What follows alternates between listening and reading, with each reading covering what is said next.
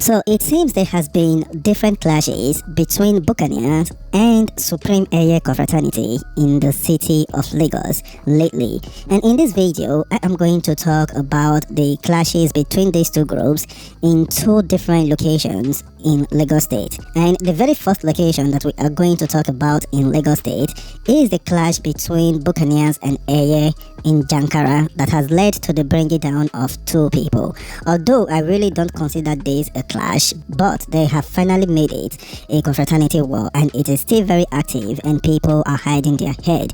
You will understand the reason I said that I didn't consider it a clash when I explain everything that happened to you. And the second location in Lagos State that we are going to discuss is what happened between these two groups around Igando, which has led to the injury of several people. I am going to explain to you everything in details because I was able to get information from both sides about what really happened. But before I go into what is going on in Lagos State, I quickly want to use this opportunity to also discuss with you guys what is going on between Eiye and Vikings at Igando right there in Delta State, because this has also led to the bringing down of someone. So without wasting any of your time, let's dive into the video.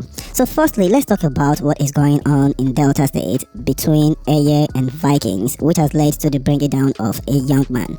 Now, it all started when some Vikings members had a problem with a young man who is a member of Eiye at Igando right there in Delta State. So for the people that don't know, Igando is a community which is close to Otukutu.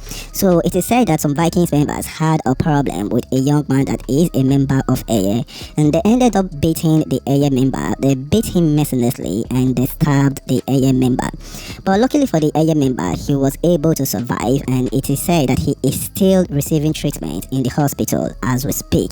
So as this happened, the leaders of Vikings in the community decided to reach out to the leaders of Eiye to apologize for what their member had done. After apologizing, they told the Eiye members that they should make peace because the young man that was stabbed is still alive.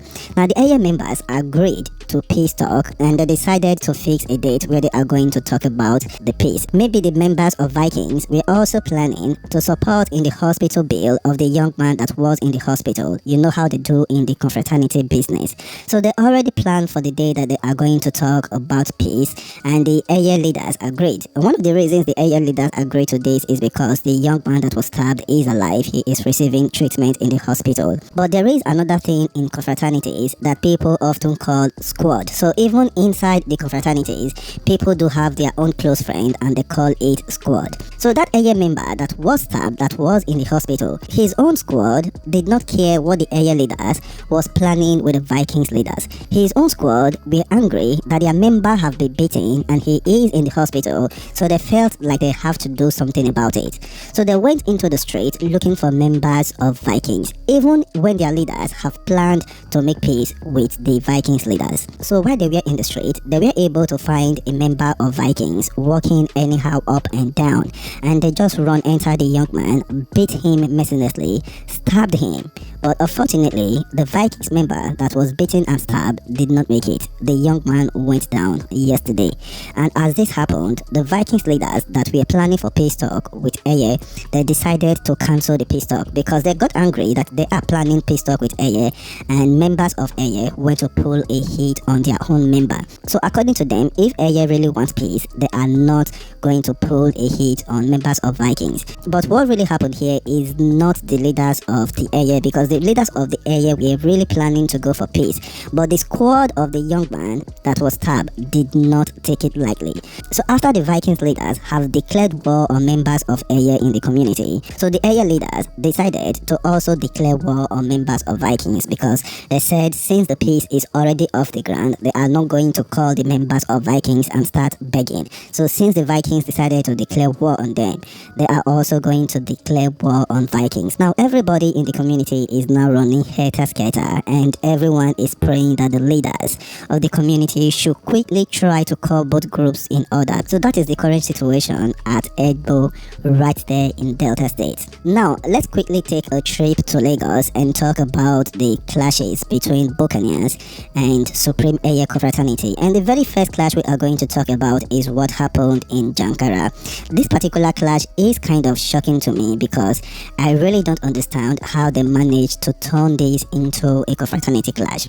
So it all started around last week when a young man who is a member of Buccaneer was being extorted by members of Eiye. Now they said the Buccaneer member is a very young man and some particular Eiye members always collect money from him. Whenever they see him, they collect something from him. They collect his money or they collect his belongings. So the Buccaneer member got tired of him being oppressed and he went to report to the admirals in the area. Now listen, the young man did not go to report to his fellow Buccaneers. He went to report to the admirals in the area. Now those admirals in the area, they like the young boy because they say that he is respectful and everything. They like the young Buccaneer member. The admirals got angry and asked, why didn't you tell us on time? So the admirals went and started looking for the particular Eiye members that are involved in the extortion and the oppression of the Buccaneer member. They couldn't find the particular Eiye members in question, but they were able to find this young man. Now this young man that you are currently seeing on your screen is also an Eiye member in that particular Junara area, and he is not just an ordinary Eiye member. He is said to be one of the leaders. It is said that he have a very vital position in Eiye in that particular area. So the admirals started beating this young man, and before you knew what was happening, they beat him to death. After they beat him to death, they left, and those admirals are still in that area. But the Eiye members have said that this whole problem started from the member of Buccaneer, that it is now a war between Eiye and Buccaneer. I was personally curious and I started asking, why is it a war between Eiye and Buccaneer? Because it was the admirals that beat this particular young man to death. Why is it that the Eiye are not going after the admirals? I asked an Eiye member this particular question, and they have said that the admirals are being powered by federal government. You cannot fight admirals. Admirals are basically under federal government, and if it bursts between any confraternity and admiral, it's going to escalate. First of all, your own members that are also in that particular admiral group, they are going to join the admirals to fight the confraternity. Secondly, there are other confraternities in these admirals. I don't want to make mention of any names, and if you mistakenly go and kill a young man who is an admiral and he also belongs to another confraternity, now the thing will start escalating. That confraternity will join and start fighting you. The admirals are also fighting you. Even your own members in the admirals are fighting you. So they said it is not an option to go after those admirals that brought down this young man. They said it is a Buccaneer that started this whole problem, so it is automatically a clash between Eiye and Buccaneer. And before you knew what was happening, the Eiye hit squad went into the streets